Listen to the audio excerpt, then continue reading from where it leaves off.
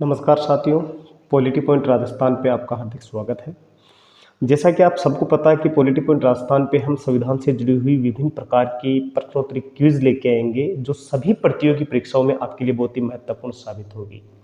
आज मैं इस संविधान के महत्वपूर्ण जो प्रश्नोत्तरी सीरीज है, उसमें आज मैं पहला पेपर बना के लेके आया हूँ और मान के चलना कि ये जो प्रश्न होंगे वो आपके कहीं ना कहीं किसी न किसी प्रतियोगी परीक्षा में बहुत ही शानदार तरीके से आप लोगों के सामने आएंगे।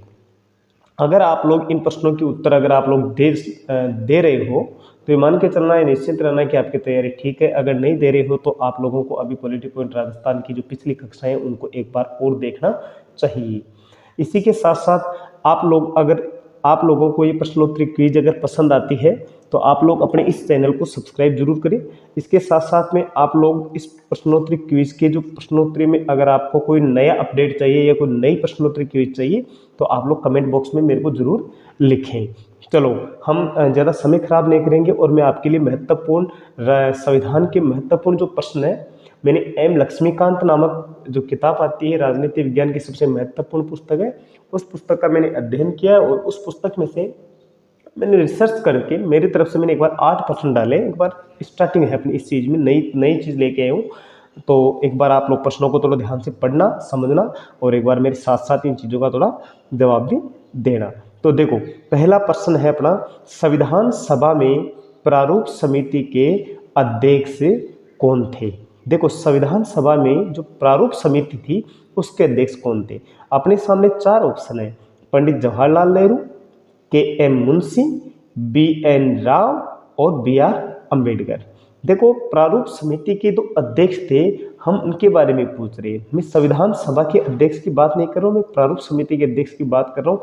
तो आप सब लोगों को एक बार चारों ऑप्शन पढ़ने के बाद में आप लोग इनके ऊपर थोड़ा सा विचार करो। देखो, मैं आपको बता दूं, संविधान सभा की प्रारूप समिति के जो अध्यक्ष थे वो डॉक्टर भीमराव अम्बेडकर थे। कौन थे? डॉक्टर भीमराव अम्बेडकर थे।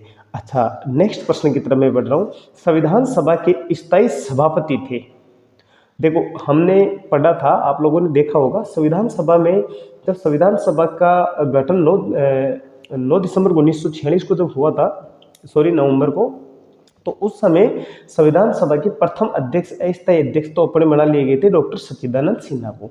लेकिन देखो, मैं यहाँ पे 4 ऑप्शन दे रखा हूँ, डॉक्टर भीमराव अम्बेडकर, डॉक्टर राजेंद्र प्रसाद, डॉक्टर सच्चिदानंद सिन्हा और डॉक्टर के.एम. मुंशी। आप लोग मेरे को बताना इन चारों में से कौन सा उत्तर होगा। देखो, आप सबको पता है कि सच्चिदानंद सिन्हा जो थे वो संविधान सभा के स्थायी अध्यक्ष न बन के इनको अस्थायी तौर पे बनाया गया था, पहला अध्यक्ष। तो इसका सही जो आंसर होगा, इसका वो सही आंसर कौन सा होगा? इसका सही आंसर होगा डॉक्टर राजेंद्र प्रसाद। क्या होगा? डॉक्टर राजेंद्र प्रसाद। चलो, नेक्स्ट प्रश्न की तरफ लेके चलो। बहुत बढ़िया प्रश्न है ये, डायरेक्ट अपने एग्जाम में पूछने लायक प्रश्न है। प्रश्न नंबर 3, संविधान सभा की प्रारूप समिति में कितने सदस्य थे? संविधान सभा की प्रारूप समिति में कितने सदस्य थे? बिल्कुल एज इट इज ऐसा का ऐसा ये प्रश्न फर्स्ट ग्रेड में पूछा गया था। तो इसमें मैंने ऑप्शन बनाए हैं, ए में 9, बी 8, सी में 7 और डी में 6। तो आप लोगों को इसका सही उत्तर बताना है, तो आप लोग एक बार इसके ऊपर थोड़ा ध्यान दो और इसका जो सही उत्तर होगा वो होगा 7।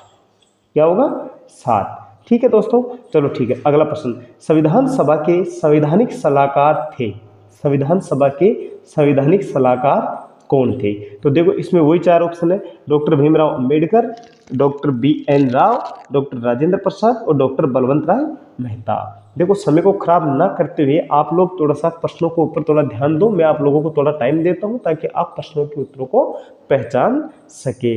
अगर आपको प्रश्न ठीक लग रहे हैं, आपके एग्जाम के लिए, आपकी प्रतियोगी परीक्षाओं के लिए मैं जो प्रश्न ला रहा हूँ बहुत ही महत्वपूर्ण होंगे, आप कृपया प्रश्न सही लगे तो चैनल को सब्सक्राइब करो और कमेंट बॉक्स में मेरे को नेक्स्ट प्रश्नोत्तरी क्विज जो मैं बना के लेके आ रहा हूँ कौन सी लेके आऊँ।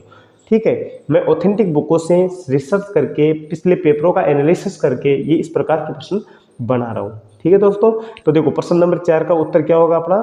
संविधान सभा के संवैधानिक सलाहकार कौन थे? तो देखो, इसका जो सही उत्तर होगा वो होगा बी.एन. राव। इसका कौन सा उत्तर होगा? बी.एन. राव होगा। ठीक है, चलो ठीक है। नेक्स्ट क्वेश्चन की तरफ मैं लेके चलता हूँ। भारतीय संविधान की 8वीं अनुसूची में, भारतीय संविधान की 8वीं अनुसूची में कितनी भाषाएं सूचीबद्ध है?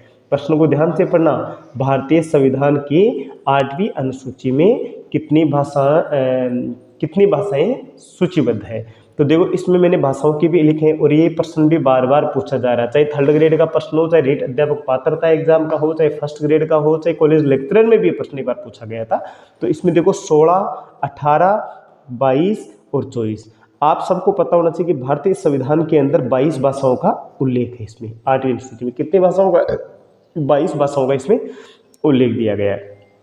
नेक्स्ट प्रश्न मैं आपके सामने लेके आ रहा हूँ, प्रश्न नंबर 6। भारतीय संविधान में अनुसूचियों की संख्या है। भारतीय संविधान में अनुसूचियों की संख्या है 8, 10, 12 या 22। 8, 10, 12 या 22। देखो भारतीय संविधान में अनुसूचियों की संख्या कितनी, एक बार आप लोग थोड़ा ध्यान देना। 8 है, 10 है, 12 है या 22 है? इसका सही उत्तर क्या होगा, एक बार मेरे को आप लोग बताना। इसका सही उत्तर होगा 12। क्या होगा इसका सही उत्तर? 12। देखो भारतीय संविधान के अंदर मूल संविधान में तो 8 अनुसूचियां थी, पर बाद में धीरे धीरे इसमें संशोधन किया गया और 9 और 10 डाला गया, फिर 11 और 12 पंचायत राज और नगर निगम वाले डालने के, नगर पालिका वाले डालने के बाद में 12 हो जाती है। तो ठीक है दोस्तों, नेक्स्ट प्रश्न की तरफ मैं आपको लेके चल रहा हूँ। बहुत ही महत्वपूर्ण प्रश्न है ये, और ये प्रश्न कई बार एग्जाम्स में इस प्रकार से पूछ लिया जाता है कि अपन लोग इनमें कंफ्यूजन हो जाते हैं। संविधान का उद्देश्य प्रस्ताव किसने प्रस्तुत किया था? बहुत अच्छा प्रश्न है। देखो संविधान का उद्देश्य प्रस्ताव किसने प्रस्तुत किया था? सरदार वल्लभ भाई पटेल ने, जवाहरलाल नेहरू ने, राजेंद्र प्रसाद ने या फिर महात्मा गांधी ने? अब आप लोग इसमें थोड़ा सा सोच सकते हो, समझ सकते हो कि उद्देश्य प्रस्ताव किसने पेश किया था। ठीक है, तो मैं इसका सीधा सा आप लोगों को उत्तर बता रहा हूँ। इसका सही उत्तर होगा पंडित जवाहरलाल नेहरू। क्या होगा इसका? पंडित जवाहरलाल नेहरू इसका सही उत्तर होगा। चलो मैं लास्ट क्वेश्चन आज की सीरीज का आखिरी प्रश्न लेके आया हूँ। भारतीय संविधान की आत्मा है। भारतीय संविधान की आत्मा है। भारतीय संविधान की आत्मा किसे कहा गया है? प्रस्तावना को कहा गया है, प्रस्तावना को कहा गया है, नीति निर्देशक तत्वों को कहा गया है, मौलिक अधिकारों को कहा गया है, ठीक है, या फिर सर्वोच्च न्यायालय को कहा गया है? देखो भारतीय संविधान की जो आत्मा है वो प्रस्तावना को कहा गया है। किसको कहा गया है?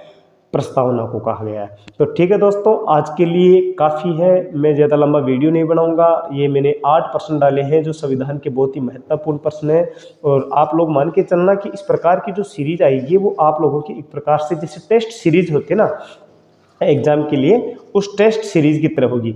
और ये जो मैंने प्रश्न लेके आए संविधान के महत्वपूर्ण जो प्रश्न मैंने बनाए हैं, ये मान के चलना कि मैंने ऑथेंटिक बुकों से देख के रिसर्च करके पिछले एग्जाम में इस टाइप से प्रश्न पूछे जाते हैं। मैं प्रश्नों के प्रकार डाल रहा हूँ ताकि आप लोगों को किसी प्रकार की चिंता ना हो।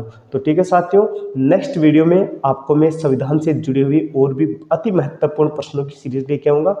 एक बार इन प्रश्नों की सीरीज को एक बार आप लोग देखो, चैनल को सब्सक्राइब करो अगर आप लोगों को पसंद आते हैं, या आपको कोई नया कंटेंट चाहिए तो एक बार मेरे को कमेंट बॉक्स में जरूर बताना। ठीक है साथियों, जय हिंद।